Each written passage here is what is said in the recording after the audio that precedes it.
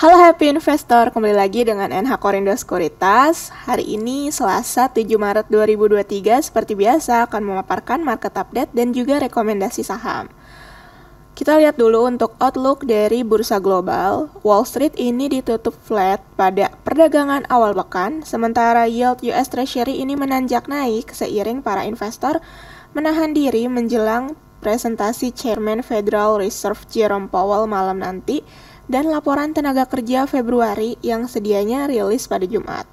Ada data mengenai US Factory Orders untuk bulan Januari yang turun lebih rendah dari perkiraan di level minus 1,6% secara MOM. Sementara Construction PMI Inggris untuk bulan Februari ini masuk ke level ekspansif 54,6. Dari benua Asia, hari ini para pelaku pasar akan memasang mata pada laporan trade balance Cina untuk bulan Februari, di mana diprediksi meningkat ke angka 81,8 miliar USD dari sebelumnya 78 miliar USD. Sektor bahan baku komoditi agak melemah kemarin setelah Cina menetapkan target pertumbuhan ekonomi ini tahun ini di level 5% atau agak mengecewakan karena lebih rendah dari perkiraan pasar di 5,5%. Kemudian ada data dari German Factory Orders untuk bulan Januari yang juga akan menjadi perhatian pasar untuk melihat apakah sama kontraksinya dengan Amerika Serikat, di mana perkiraan pesanan baru ini untuk perusahaan manufaktur Jerman turun ke angka 0,9% dari bulan sebelumnya. Kemudian untuk outlook dari domestik sendiri, pola perdagangan yang lambat ini tampak pada IHSG di mana kemarin itu ditutup flat turun 6 poin namun masih bertahan di atas level support 6.800. Kemudian Gubernur Bank Indonesia mengatakan bahwa ekonomi Indonesia dapat tumbuh 5,1% di tahun 2023 seiring usaha mereka membawa turun inflasi ke bawah level 4% pada semester 2 nanti. Namun demikian, statement tersebut ini tidak dapat menghalangi foreign net sale yang terjadi kemarin, yaitu sebesar 250,35 miliar rupiah, membawa nilai tukar rupiah menuju 15.322 rupiah per USD. Adapun demi mengurangi ketergantungan terhadap USD, Bank Indonesia dan Bank of Korea ini sepakat untuk memperpanjang bilateral currency swap arrangement yang memungkinkan pertukaran mata uang lokal kedua negara ini sampai sebesar 10,7 triliun Korea won atau setara dengan 115 triliun rupiah. Menimbang posisi IHSG yang belum juga berhasil merangkak naik ke atas resisten pertamanya yaitu di MA50 atau 6830, maka kami pun menilai ancaman konsolidasi lanjutan ini masih terbuka dan oleh karenanya para investor atau trader ini disarankan untuk hold di semua posisi. Namun waspada juga untuk kurangi posisi seandainya support 6.800 hingga 6.780 ini makin tertembus ke bawah karena akan semakin agresif. Kemudian kita lanjut. Untuk company news yang pertama ini ada dari ADI, di mana sepanjang 2022 mencatatkan laba bersih 81,24 miliar rupiah atau melesat 47% secara year-on-year. Pendapatan tercatat 13,54 triliun rupiah atau melambung 17%. Kemudian beban pokok pendapatan juga bengkak 20% dan laba usahanya tercatat 1,79 triliun rupiah. Kemudian ada dari PT Matahari Putra Prima Tbk atau MPPA di mana sepanjang 2022 membukukan kerugian 429,63 miliar rupiah. Penjualan bersih ini tercatat naik, laba kotor juga melesat 7%, namun beban penjualan dan beban umum administrasi ini masing-masing mengalami kenaikan.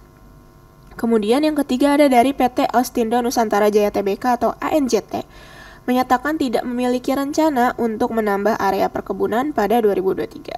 Selain karena moratorium yang berlaku sejak 2018, perseroan mengandalkan kenaikan produktivitas dari perkebunannya untuk mengerek volume produksi. Nah, adapun perseroan menargetkan produksi CPO ini naik sekitar 10% menjadi 303.345 ton pada tahun 2023.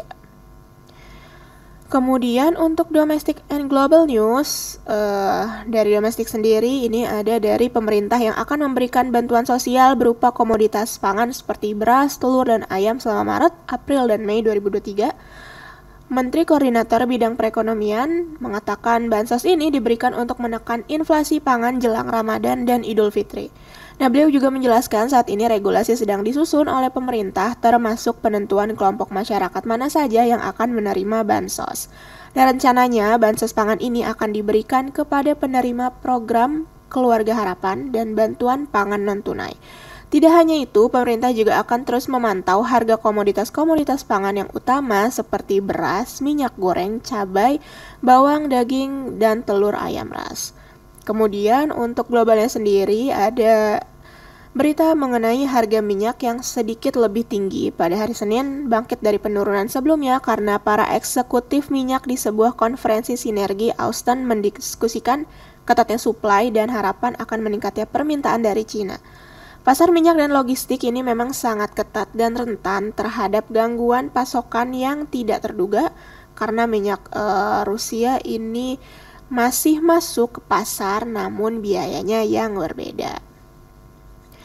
Kemudian kita lanjut untuk Global and Domestic Economic Calendar. Hari ini bisa kita pantau dari Indonesia mengenai cadangan devisa, kemudian dari Cina mengenai trade balance, ekspor impor, dan dari Korea mengenai data GDP-nya. Adapun untuk corporate calendar hari ini baik RUPS maupun cum dividen tidak ada. Daily technical, IHSG kami proyeksikan konsolidasi atau bearish di mana posisi IHSG di bawah ketiga moving average-nya. Support terdekat di kisaran 6.800 hingga 6.780. Resisten terdekat di kisaran 6.830 hingga 6.840. Adapun advice-nya ini hold atau mengurangi posisi. Kemudian untuk rekomendasi saham yang pertama ini ada BBCA. Rekomendasi kami hari ini buy on weakness. Overview-nya ini berada di Fibonacci retracement 50 hingga 61,8%. Target terdekat di 8725 dan stop loss di 8300. Kemudian yang kedua ini ada MDC. Rekomendasi kami hari ini buy on weakness. Overview-nya ini kembali menguji support trendline jangka menengah dengan target terdekat di 1100 dan stop loss di 980. Kemudian ada Cepin, rekomendasi kami hari ini spekulatif buy, target terdekat di kisaran 5525 hingga 5550 dan stop loss di 5200. Kemudian ada Unilever, rekomendasi kami hari ini spekulatif buy, target terdekat di 4270 dan stop loss di 4040. Kemudian ada Hoki, rekomendasi kami hari ini spekulatif buy, target terdekat di 105 dan stop loss di 97. Oke, sekian mengenai paparan hari ini. Terima kasih.